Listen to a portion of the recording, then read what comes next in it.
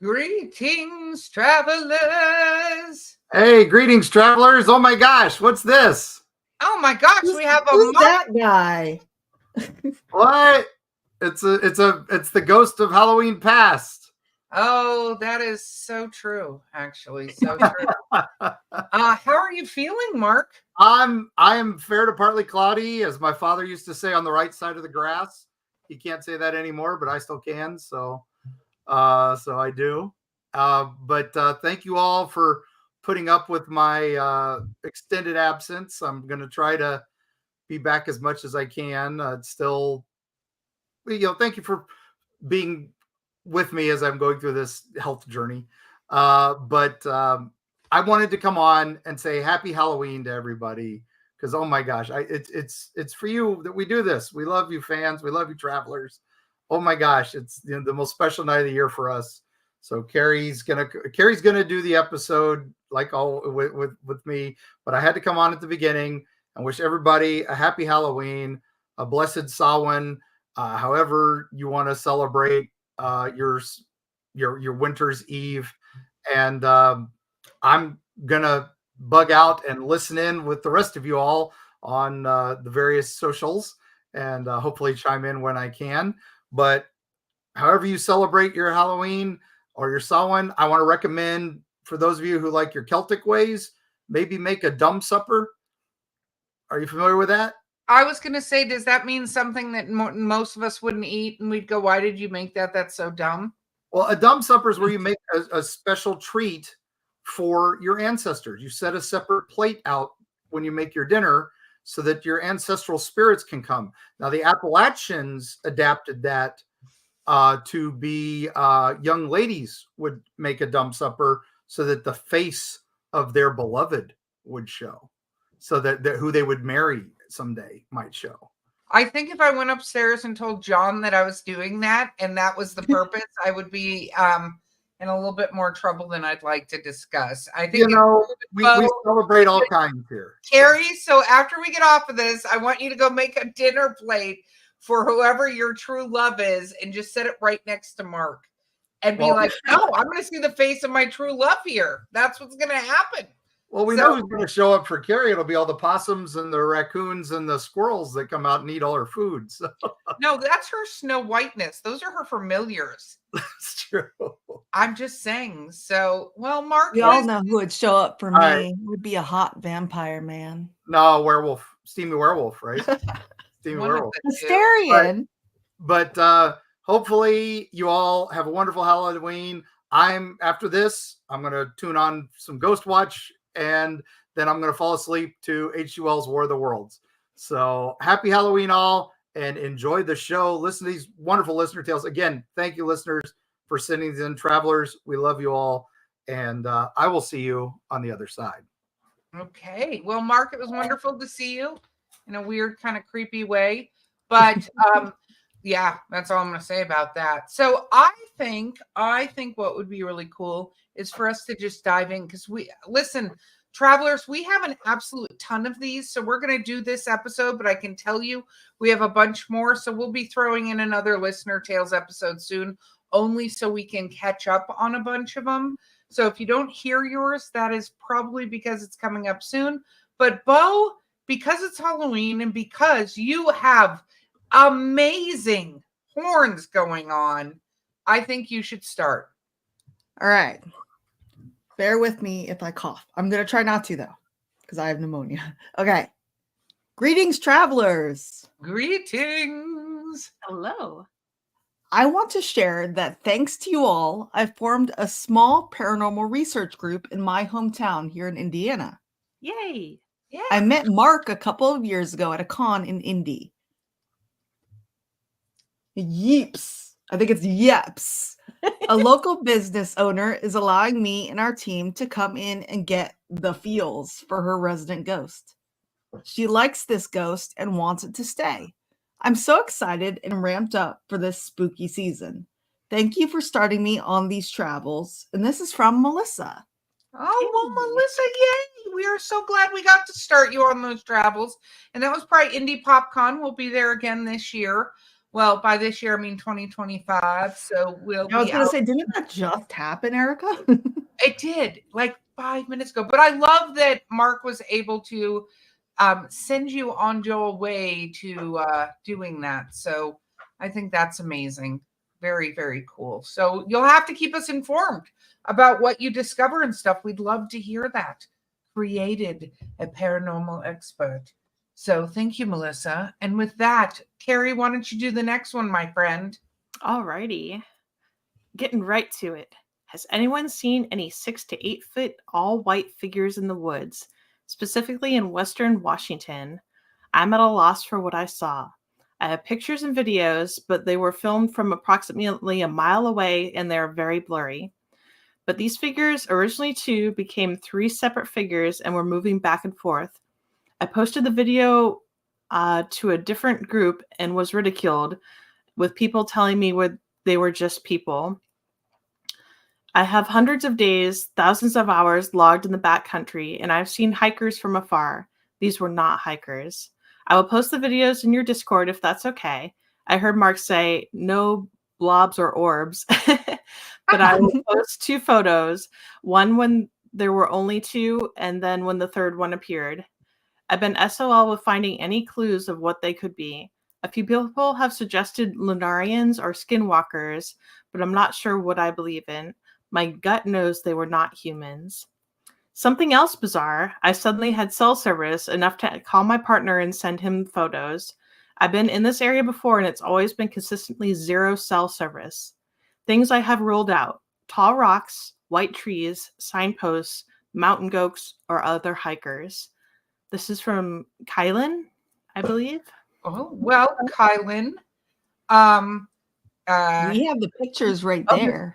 We do have the pictures, down. and Ooh. it's totally okay to post to our Discord. Always, always. Yeah, please And do. to answer your question, I mean, of course, it's tough to judge, but who knows? And if you suddenly had cell service, that's a little weird. So I don't know the answer. I mean, the West Coast, it doesn't look like squatchy squatches to me. I'm still, by the way, listeners, we're looking for the name to what a group of Sasquatches are. Throwing that out there again. I want you guys to send me those because we're going to have a poll to see what we should call a collection of Sasquatch. I know Carrie loves clan, but we'll see. But looking at the photos, I don't have the answer to what they could be. But to me, it's awfully odd that all of a sudden electronics would work. So, thoughts? Mm-hmm. Those look really tall and very starkly white against the trees. It's definitely really weird. Yeah. Super weird. I don't know. But I agree with the comment that it could be one of the white things because it does kind of make me think about that. Maybe. I mean, it depends on what time of year, I guess. They might have been mostly, furless, I guess, for lack of a better way of putting it. I don't know. It's odd. It's very odd. So, well, throw it up there. Let's see what everyone else thinks. We can share that.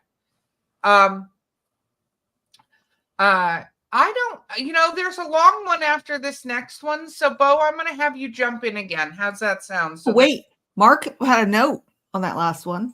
I saw that it says that it was fine for the postings, that he thought it was tough to judge, and he'd love to have a team to recreate the height of it. I saw that. So yeah. I mean, if they want to tell us where it is, we can send a team and go see if they see something, right? Yeah. I think that's a good idea. Okay, Bo, right. Next one. All right, I can read the next one. Okay. All right, Appalachian sisters and you Eerie travelers. Please keep in mind before you continue reading that what I'm about to tell you is 100% real. Ooh. I did a karmic ritual on an individual who has caused me a decade of pain. So much pain that as I was crying as I was manifesting my desires. It's actually working, like really working. I can't help but to feel a little bad because I still and always will love them, but I'm a believer in karma, and that's exactly what he's getting. Out of all the spells and rituals I've done, I've never had one work so fast. He called me to vent, beg for money, and expressed how his business is failing, how he's more stressed than ever. He can't sleep, isn't eating very well, and is desperate. LOL. Well, that's what you get, motherfucker. Never fuck with a witch. Signed, Anonymous. I first of all, Appalachian Sister, I adore that.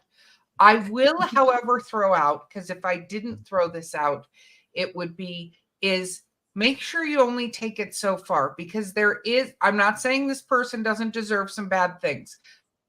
Situation, so I can't judge that. However, you want to be very careful how far you take something and that you ask for it. It sounds like you had a very clear intention, and hopefully you really stated that, and it is a balancing situation versus being careful, because wishing ill will on others, even if they deserve it, quote unquote, deserve it. You can't see me quoting unless you're watching. Is it's just you got to be careful on the balance of it, because. And I was always taught that whatever you do to someone else could come back at you. Threefold. So you don't want to, so you don't want to do anything too horrible, because then you're going to end up doing something horrible to yourself on accident. So it's good to do more positive magic than. And it negative. sounds like you're a pretty powerful, badass witch.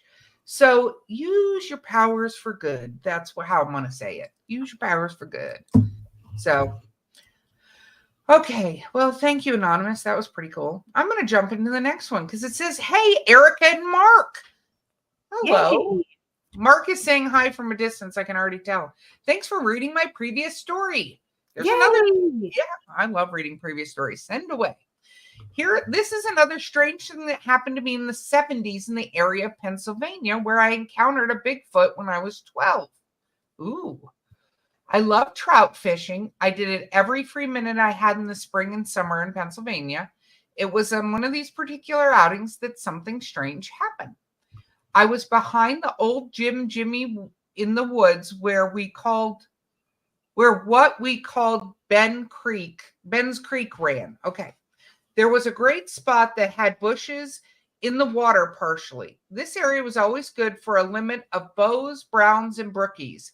I'm going to assume those are fish. Are those fish? Does anybody know? Sounds like fish names. I assume so.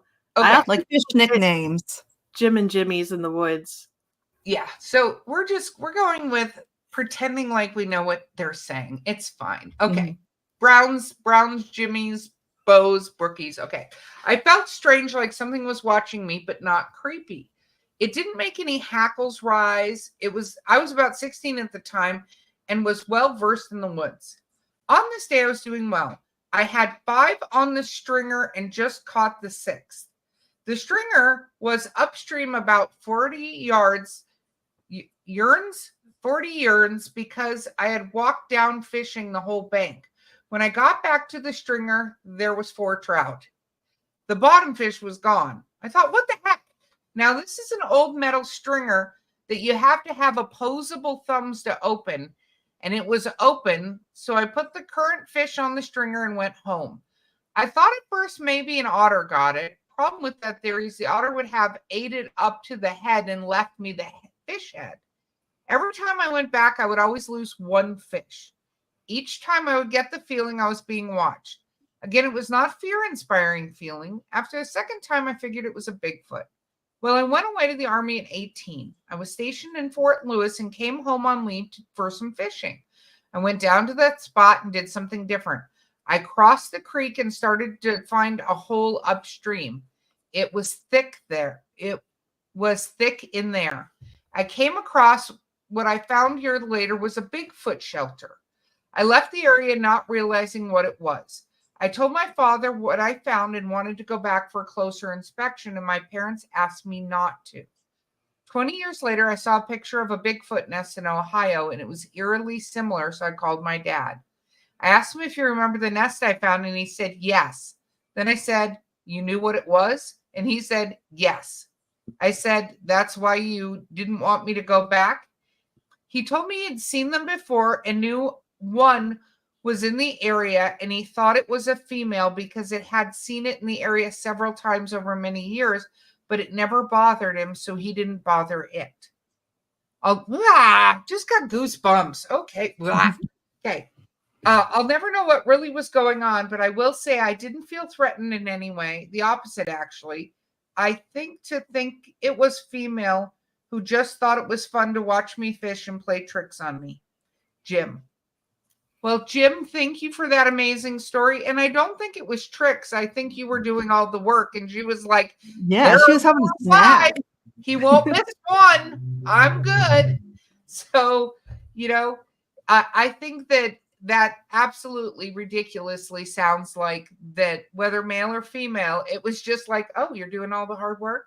Cool. I'll take one, leave the rest. Thank you very much. So even trade, I'm not chasing you out of here. This is my fish. Yes. I love it. really like this story. This is just a fun, like, hey, coexistence. It's all good. Okay.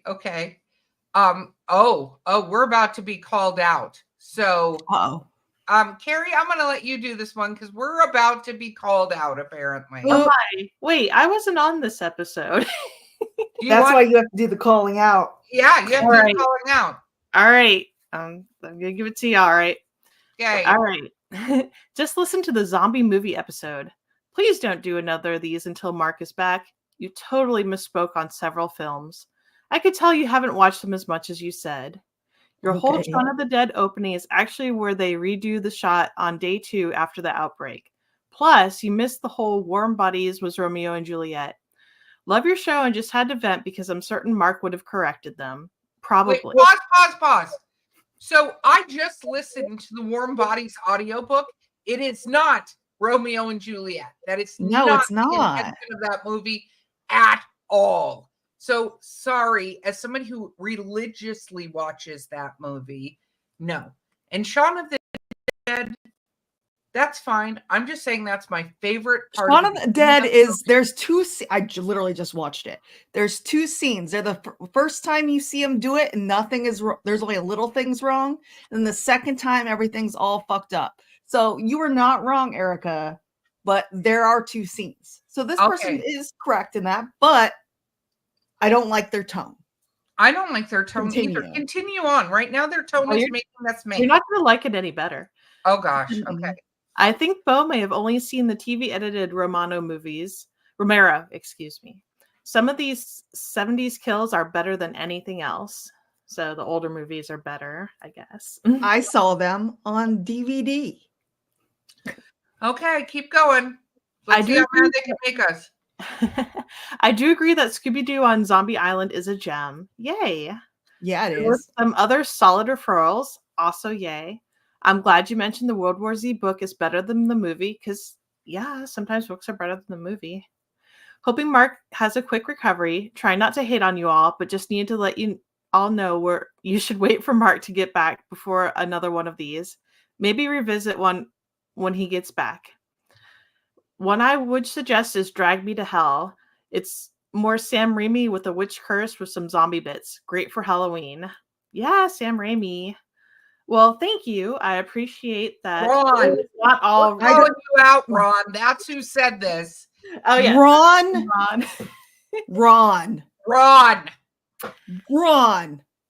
Why? That's not very nice. I know Mark had a comment on this one. So what did he say, Carrie? I'm happy with the episodes that have aired while I deal with my health concerns.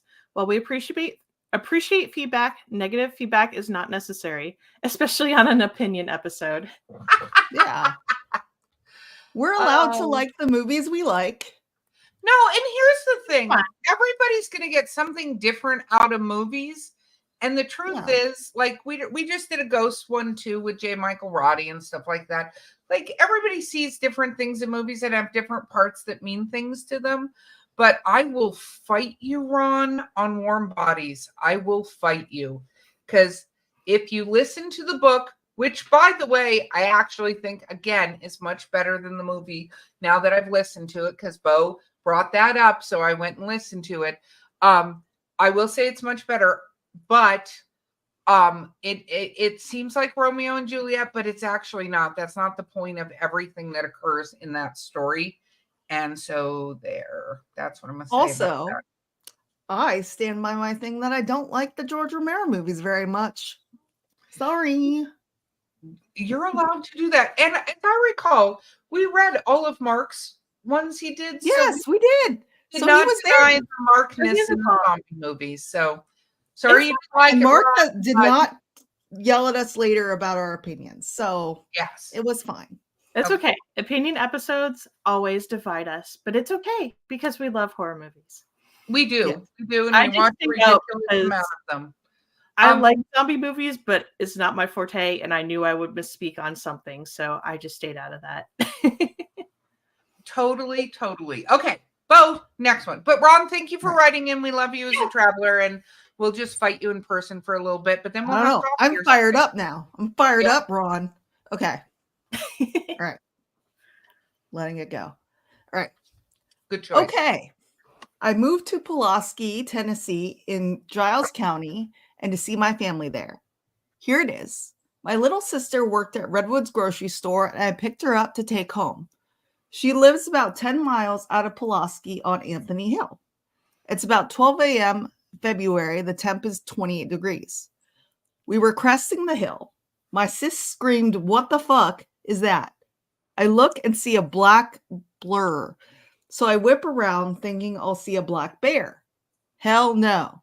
I drive to the spot, and as I was getting closer, it was two legs in my brights. I slammed the brakes and stopped about a foot from this huge man-like thing. Okay. I look at it a very long time. No fur, just long hair, and clearly found it had, well, it has muscles. Okay. Yeah. Movement looked like a really, really huge man. I mean, massive. It started swaying back and forth. I looked up to see its face and only saw two huge red glowing eyes. That snapped me out of this situation. I felt a primal fear I've never experienced. I backed up and got gone. My sister was screaming and said her hair was Sore to comb. It said her hair was sore to comb. Yeah. It scared her that bad. Oh, maybe like her hair was staying on end. Yeah. That's 100% truth. And this is from Joey. Oh, and Joey. I don't like that it was swaying. Yuck. I feel like this is so, Carrie, I want you to weigh in because you're dressed appropriately for this. But that sounds like the description that you got of the Mothman, right? From the original Witness. Yeah. Although, let's see. It did have the big he red wasn't eye. like naked, right? Like he wasn't like man flesh, was he? It's weird. He said no fur, just long hair. I'm assuming he means like head hair. Mm-hmm. You know? Mothman wasn't like that. He had fur like a Bigfoot, right? The original. Yeah. So I don't know. It's kind of at the borderline between a couple of creatures. Or it's just a really scary man who lives in the woods. With glowing red eyes? Maybe he had weird sunglasses on. Okay, that's, you're in a timeout. What I imagine when he says really long hair is it didn't look like fur, that looked like he had hair on his body. Right? That makes sense. So like it was stringy. Yeah, like that. Oh. The Eerie Man Travels account, who may or may not be Mark Muncy. That's a weird one, but yeah, be careful out there. The Boar Man. I've never heard of the Boar Man. Yeah. But he does sound like he would have hair. Because boar have like I could see that going up to Tennessee. I don't know. I don't know the range of boar men. Joey, you've stumped us, but if you want to you did tell us exactly where it is. We're going to pass that on to a team. We should pass that on to a team. Mark. Or BFRO and let them handle. Yeah. Let's do that. Okay, moving on. Here we go. I've always been fascinated by Bigfoot for as long as I can remember. I'm getting all the Bigfoot stories today. Here we go. Probably since elementary school. To be honest, I've always believed. My experience happened when I was living in the Upper Peninsula, Copper Harbor to be exact. This is probably 2018. Me and a good friend of mine were hunting for deer, having no luck. We were out there for hours, didn't get one. The funny thing is, from the time we started hunting, my buddy kept saying, dude, I keep getting the feeling something's watching us. And I was like, bro, it could be anything. I love this. I can imagine this conversation. Deer, moose, elk, hopefully not a bear. He's like, no, seriously. I will swear I'm feeling something staring at us. And the whole time, every now and then, he just kept turning around and looking around. And I didn't think nothing of it. So it was beginning to process let me try that again. So it was beginning the process of sunset. So we're headed back to the truck. At this point, we were maybe about half a mile to a mile in the forest from the vehicle. We were both just walking, small talk, and all of a sudden he stops right in his tracks. And his exact words were, Will, what the hell is that? And I'm like, what are you talking about? Because I'm looking at him and he's pointing. And so I turned to where he's pointing, and it was probably maybe 100 to 200 feet in front of us. I couldn't make it out. I could see it, and all I could see was it was huge because it was starting to get slightly dusk. Still some light, but there was some darkness starting. And this thing was massive. He's like a bear. And I'm like, dude, black bears don't get that damn big. And the things, I want to be on these guys' shoulder. I'm not even done with this story, but I want to be on their shoulders while they're having these conversations. Dude, black bears don't get that big. I would be running. I would be running the other way, dude. Black bears don't get that big. Man. Okay, where is it? Okay, it's a bear. Dude, black bears don't get that big. And this thing's standing up, and I'm like, I know bears can stand up. And I'm like, this thing is too massive to be a bear. I'm 6'3" and my buddy's 6'5". And just looking, you could tell this thing towered over us. It had to be every bit of 7 to 8 feet. The funny thing is, we both had weapons, and not one time did we think of using them, to be quite honest. I was scared. I'm glad to hear that, actually. It made no noise. It was just standing there. And the only reason we knew it was alive is we could see the slight movement of the body. At this point, survival instincts kick in. We both ran. Yay, the Erica thing to do. Okay, probably after a good 8 or 10 minutes, we made it back to the truck. We get in the vehicle, and we're both just looking at each other after being quiet for a few minutes. And my buddy looks at me and goes, well, we didn't imagine that. We didn't imagine that, right? And I'm like, hell no, we didn't. I need to be with these guys. This is too much fun. And we're both just sitting there going, well, what the hell did we just see? Now, I'm not going to say it was definitely a Bigfoot because I don't know. But I do know what I saw was no bear. It was no elk, and it was no moose. It was just something I can't explain. All I know is the thing was huge and massive, and we never told anybody because, of course, people would probably made fun of us and said stupid things like, oh, you guys were drinking, blah, blah, blah. I've been a believer, but that just enforced my beliefs even more. I know what we both saw, William.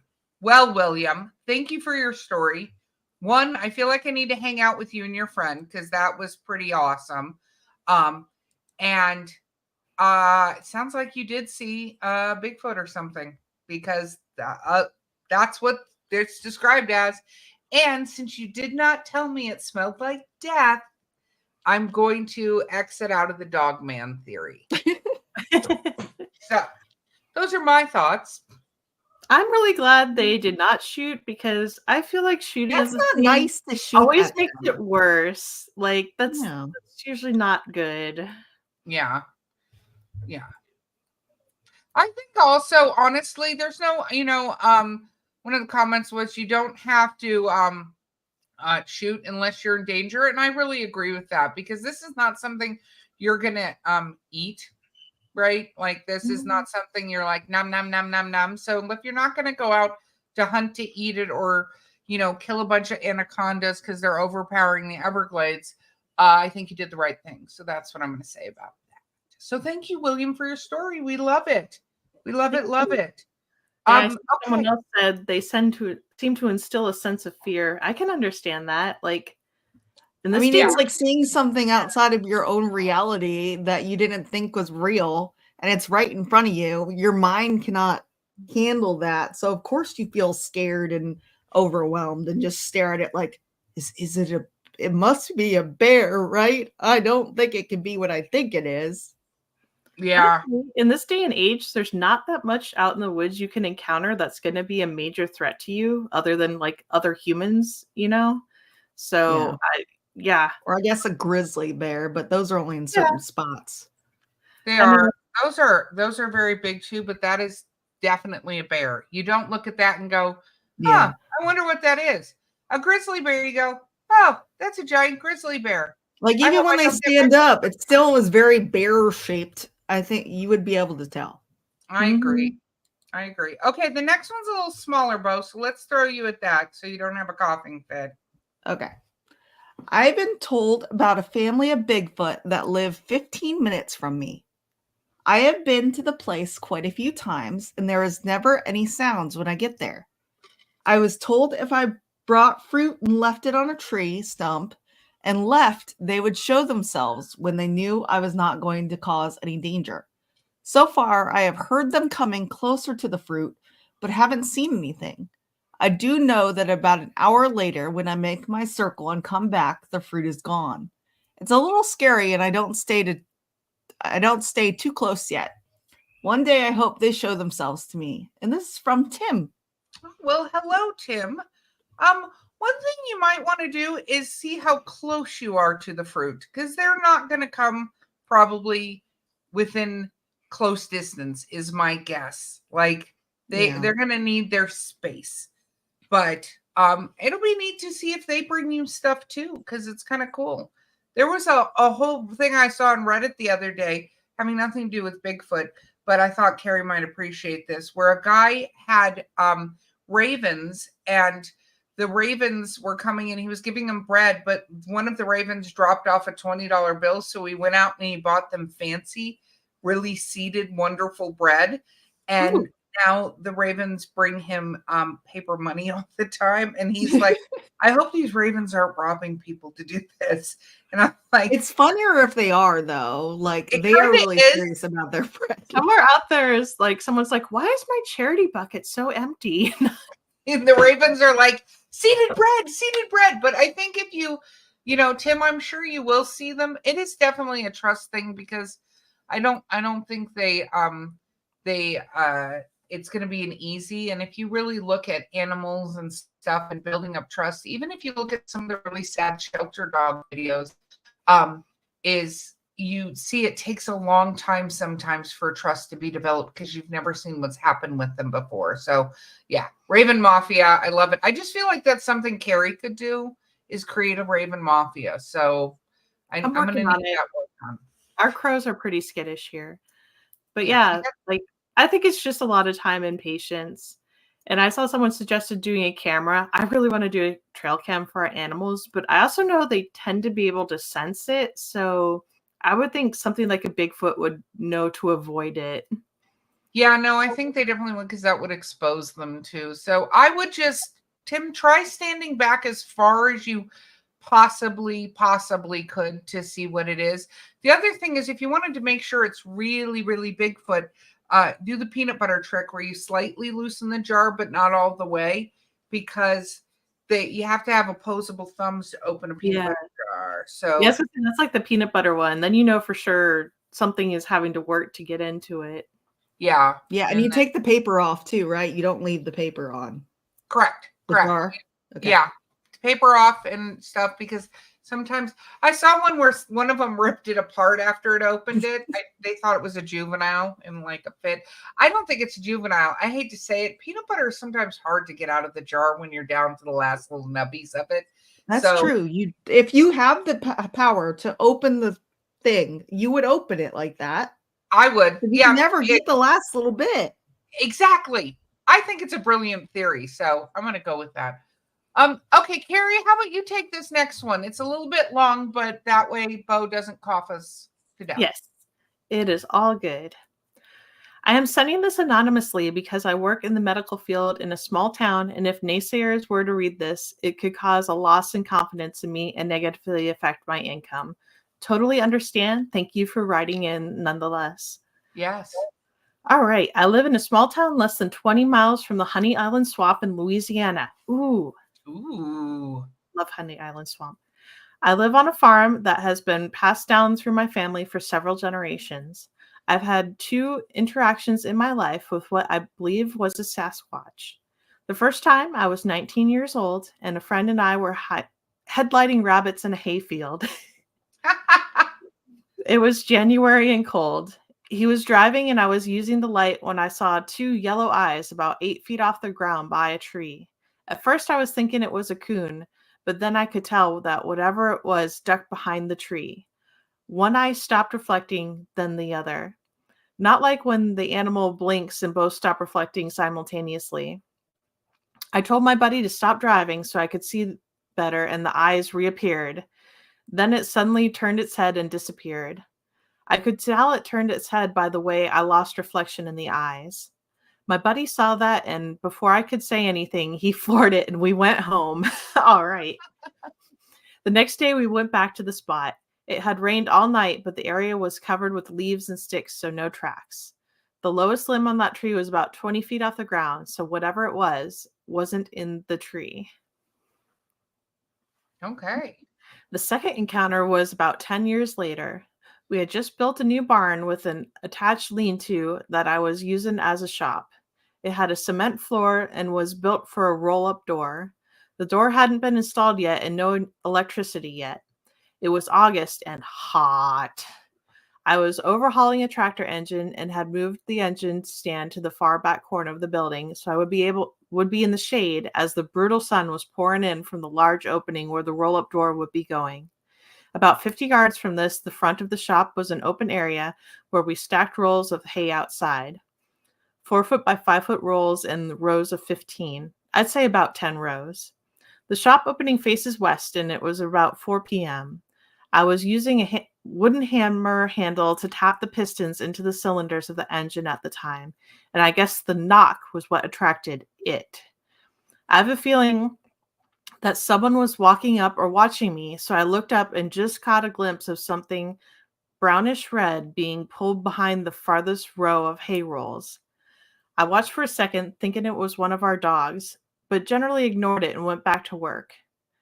I started tapping another piston into another cylinder when I saw something poke out from behind the hay bales. I caught it that time. I only got about a 2-second view before it pulled its head back, but it was unmistakable. It was a head. Dark face like a gorilla, but flatter features like a human. Short, dark brown, red hair. It must have known I saw it because it jerked its head back. My brain was processing what I saw, and I was confused as to what I saw, but then this creature stood up, towering at least 3 feet over the 5-foot tall hay rolls. It put one hand on a hay roll and jumped up on the stack. It crossed diagonally 10 rows of 15 bales in about 4 large leaps. The hay was stacked about 20 yards from the woods. After it jumped off the stack, it ran into the woods, and it sounded like a bulldozer just tearing a path, then silence. No birds, squirrels, nothing making noise. The barn is about 30 yards from my front door, but I stood there in the shop frozen and shaking, hair on my neck bristling. I don't know how long I stood there, but I eventually began to think that I had to get in the house. I have never been so scared in my life and flat ran to the house. I was nervous for a long time after that about being outside, and it took a year or more before I went back into the woods. I eventually reasoned that it was more curious than anything because it could have easily come into that shop and tore me apart. I have told very few people the story, and it's always laughed off. The only chemicals I was using that day was the clean motor oil and assembly lube. I know what I saw was real. Anonymous. Wow, anonymous, because yeah. And again, it's not there throwing things at you or stomping or banging stuff around. It was just like, hey, what are you? Oh, you were looking at me. Like it. I don't know. I think that, there's curiosity, there's sounds, there's all kinds of things. It sounds like you saw some kind of Bigfoot, and it then was like, you know what, I'm going to go. But I think it's really interesting because we talked about this sometimes before, but I think there is a little bit of like lizard brainness that happens where, it goes, that's something bigger than you that can hurt you.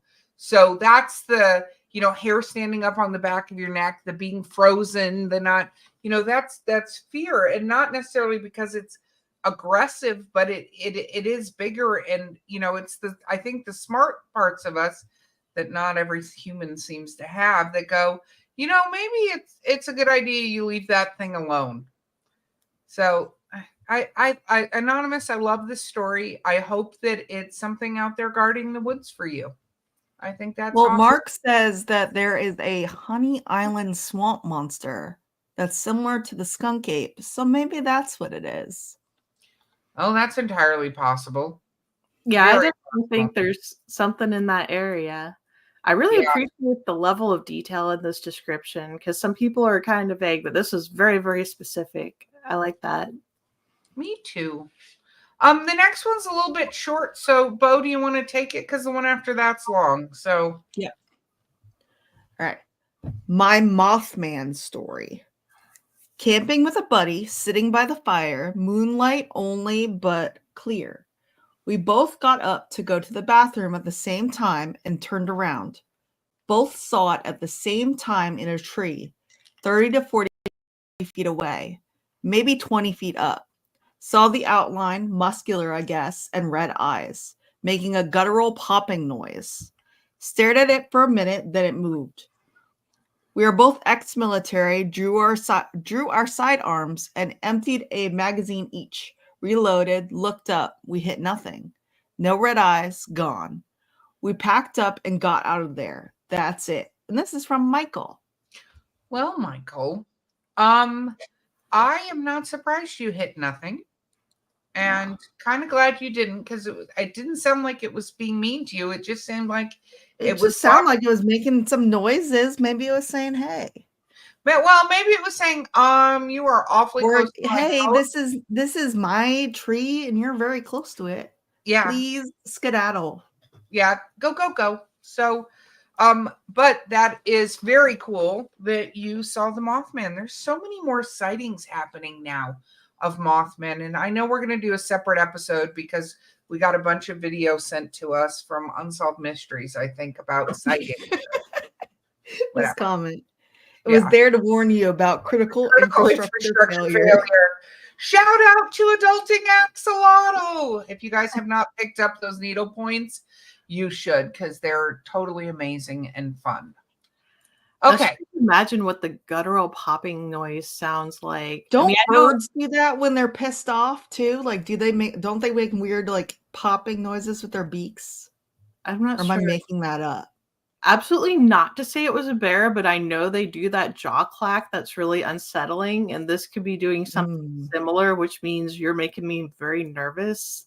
Oh, like it was a black bear up in that tree or something. I'm not saying that was a bear, but I know bears do something similar. Maybe I was trying to like a predator thing, like that more animals do that we don't realize. Yeah, I agree. And you know what? Here's the thing. None of us have been around Mothman for any appreciable amount of time to understand how they communicate or what noises they make. You know, so I'm not, it could have been, and different noises sound different depending on where you see them. Like every now and then, like the echoes and like the environment, because sounds bounce off stuff. Even, every now and then, there's Garrus, everybody. Everybody can say hi to Garrus. Garrus makes some weird noises that I'm like, did that just come out of the dog? Like, it's definitely interests me. I go out at night into our mountain, and I'm sure, Carrie, you guys do that too. And there are all kinds of weird noises, and you're like, what the heck is that? I constantly think we're being attacked by cryptids, but it's not that. Things are just noisy here. So, okay, I'm going to take on this next one because it's a couple of stories, but it's a little long. So here we go. But thank you, Michael. Definitely thank you for sharing, and I'm glad you and your buddy are okay, but I think you did the right thing leaving that area. So, okay, the first story was told to me by my grandmother when I was a young adolescent. One day while I was visiting her, I asked her if she had any old folk tales from when she was a girl, and she told me the following story told to her by her mother. The story is an explanation of the screeching wildcats make, and they do screech. See, we were just talking about weird noises that things make. There you go. Yes. Okay? They are a horrible and typically sound like either a woman screaming or a baby crying and will freeze the blood in your veins.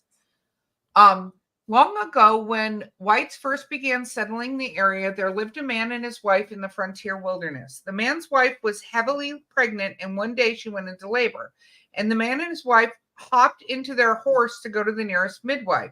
There were no doctors in the area, who was some ways away. The woman was settled into the midwife's cabin, and what followed was a long and strenuous labor that took the life of the poor woman, but not before she had given birth to her child. Oh, that's sorry to hear that. The midwife had no room besides the one and the now deceased woman laid in it. So she told the man to take the child and ride home and get some rest and grief in silence. When the man left the cabin, it was past midnight and the way was dark. And the man had no lantern with him. So he rode into the darkness with only moonlight.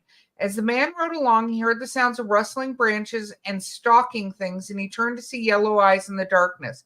Panicked, the man began to ride quicker, only to hear the beast pick up pace.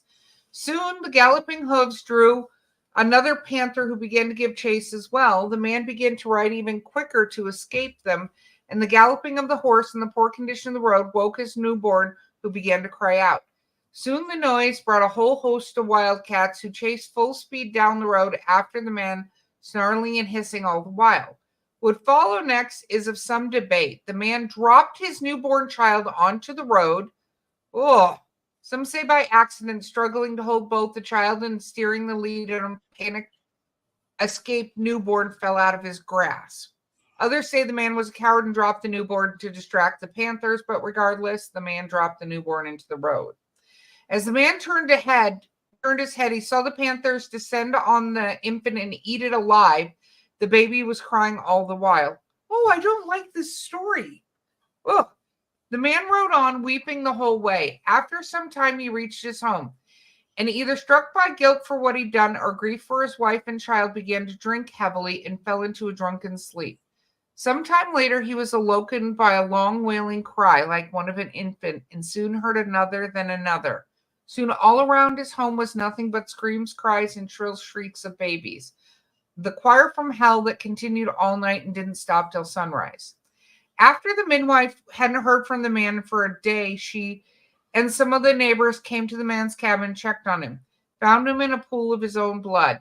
He had clawed his ears off by hand and subsequently bled to death. Wah! I do not like this story at all. No one is quite sure why the event caused the panthers to begin to cry.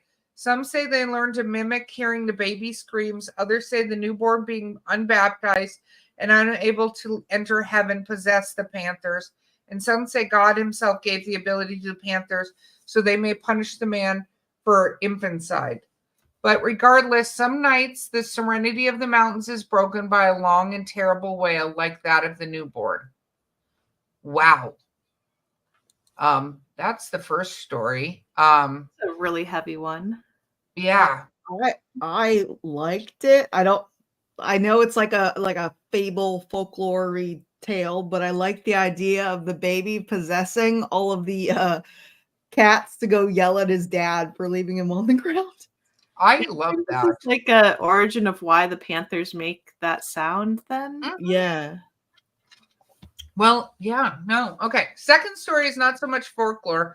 My grandfather would warn me and my cousins when we were little not to stay out after dark, as then we could be eaten by hellhounds. I mean, that's a legitimate claim, right? He told us that hellhounds are Satan's hunting dogs who hunted down the souls of the unrepentant and for those who tried to break contact with the devil. They were massive black dogs close to the size of a black bear with red eyes and black teeth. They were said to not make a noise until they were right upon their victims. Then they'd let out a baneful howl and grab their victims' ankles with their teeth and drag them to hell. Once or twice, my grandfather or uncle would mimic a wolf's howl out of sight and try to scare me and my cousins to come running back into the house, which we often did. Another time, me and my cousins dropped everything we were doing and ran to our grandparents' house because my cousin swore he saw red eyes in the bushes and swore up and down it was a hellhound getting ready to eat us. You know, this is kind of why folk tales and stuff, some of them came into being, was you should not do this thing because it's unsafe. So we're going to tell you this horrible thing that could happen to you if you do this thing. So I love that. I think that's cool. Okay, one last story. Third story is a little less of folk and more something my grandparents made up to keep us out of abandoned mines on the hill, which often are poorly ventilated, flooded, or collapsed. They told us the mines were haunted by the vengeful spirits of miners who died in the terrible accidents, and if we ever entered them, we'd never return. Forced or forever wander the tunnels until we died and our souls joined the miners, waiting for tunnels for new victims. These are the ones I remember. I'm sure if asked some of my kin, they might also recall a few more. I should also mention these stories all originate from Logan County in West Virginia. Peyton, I love these stories. I think they're awesome. And it sounds like your grandparents and great-grandparents had very smart ways to look at different situations, and they're entertaining. I like it. So I love that. And also, do not go into abandoned mines. Mark, getting me into the mushroom mine, that's still a horrific experience. To be fair, that mine isn't totally abandoned. There's ghosts in there, Erica. I am well aware of that now, Bo. Well aware of that. Now it's your turn. Read a story, and then Carrie can go. Okay. All right. I have another story about a Sasquatch that came up behind my Jeep when I was working security up Chehalis Lane, 14 point. What is it? Chehalis Lake? Chehalis Lake? Chehalis Lake. Chehalis Lake, 14.5 kilometers. I was on graveyard shift. I was working for Johnny 5 crew, and they were hired by forest firefighters to help with security. Late at night, pitch black, I fell asleep, and next thing I can hear, footsteps behind my Jeep. My uncle was in the truck beside me. I was trying to look around, but it was way too dark. The next day, my uncle wakes up and asks me if I heard that Sasquatch walking around near us. I told him I can hear it right behind my Jeep. That was a steep hill where I was parked. Now I go up this road today, and the loggers have been clearing everything. It's a perfect place to go camp out and hopefully get lucky and see one. This is from Dale. Oh, Dale. This is what happens when you sleep on the job. You miss Bigfoot. It's the rule. You can't sleep on the job or you miss all the sassy squatchies. So I love that. I love it. Okay. Thank you, Dale, for your story. And we do hope you get to see one time. So I guess next time, though, you got to stay awake. That's the rule. At least you have a target area to go for. Yeah. Absolutely. Okay, Carrie, what's coming up next? I live out in the woods up north. Sadly, now people are starting to move in. Yep, people do that. One night I was out on a walk testing out my new headlamp. It was a freezing January night. Snow and ice is all that we had on the road. Snow was coming down slowly, not too heavy. I found a set of very large canine tracks. Being curious and armed at the time, I had to follow them. They seemed to be somewhat fresh. I followed them until I saw the print that made me turn around. The last print, snow covering the rest, was half human and half canine. I took a pic on my phone and I'm looking to find it in a backed up file. Since then, we have had guests at the house that have heard dogs fighting outside and a crash in the house in the summer. And crash into the house in the summer. Wow. One guest said he saw a large set of canine eyes close to the horizon, again in the summer. The silhouette, he said, was about 7 feet tall. He's a city boy and even admitted he had never seen something that large. Could have been a bear at that point? We do have them nearby. Not sure. Haven't had activity since. This was about 4 years ago. This is from Ryan. Oh, Ryan, I want to see that picture, dude. You got to send it to us. I want to see it. Yeah, I desperately want to see that picture. That sounds cool. And Bo wants to know where it is so she can go find her werewolves in the woods. I need a second husband. Let's go. Yes. Well, I'm just saying you could put that plate out tonight and see what that's going to look like for you. After Carrie does it, because I'm dying to see what comes to her table. But I would say that sounds like Dogman. I mean, that's kind of what it sounds like, and maybe the group of them moved on. Do we know what a name of a group of dogmen are? A Is there a name pack. for that? Is it It a has to pack, be a pack. pack of dogmen? And I will note that these dogmen did not attack anyone. As a Yes. dogman apologist, I would like to make a note of that. See, they were being Okay. kind, Erica. Okay. I think a pack of dogmen should be called a snarl.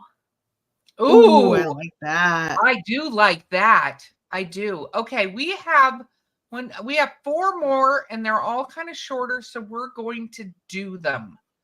All right. But But not that way. Bo, you go for this next one, and I'll go with the one after. Okay. 35 years ago, my husband and 6 of his cousins were all hunting deer and elk up in the mountains of Greenwater, Washington.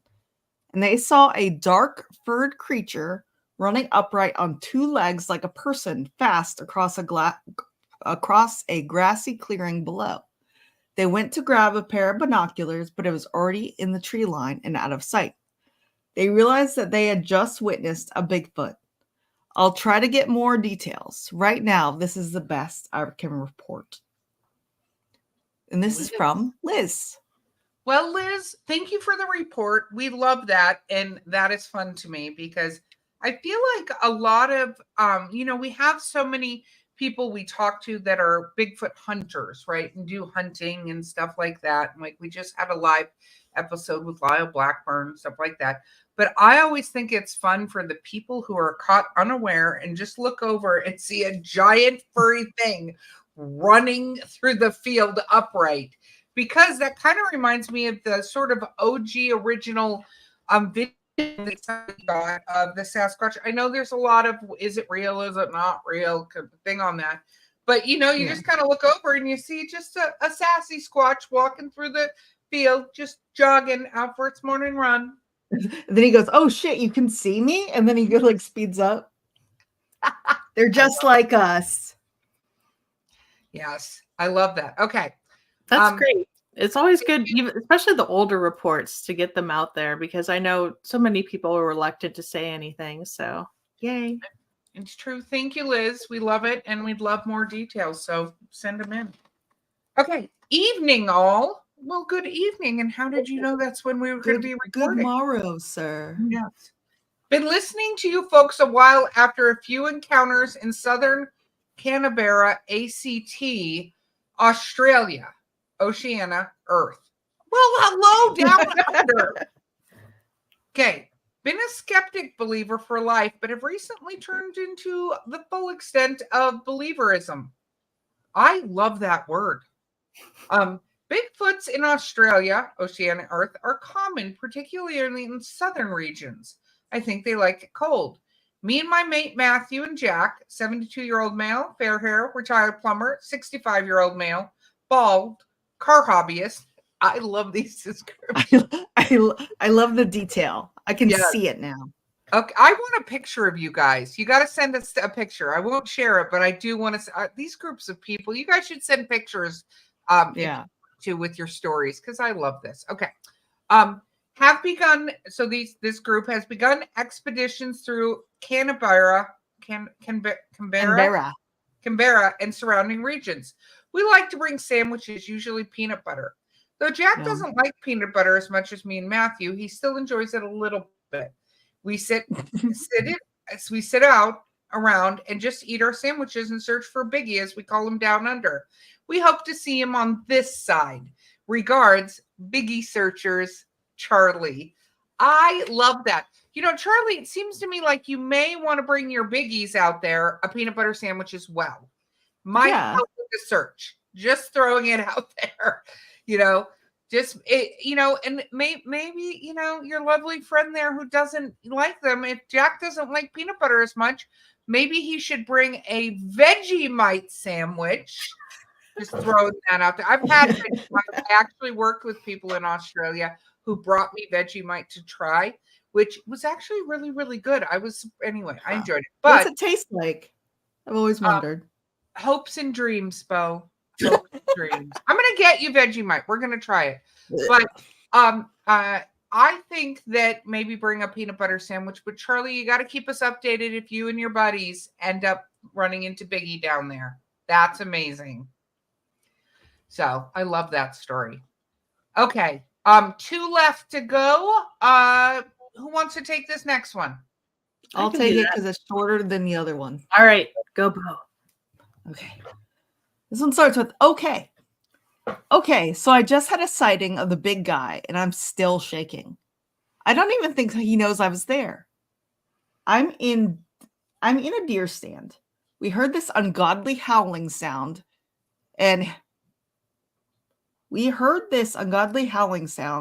stand up all over my body. I started looking through my night vision goggles and I spotted the big guy about 15 yards behind me. He was just looking around. I don't think he had a clue I was here.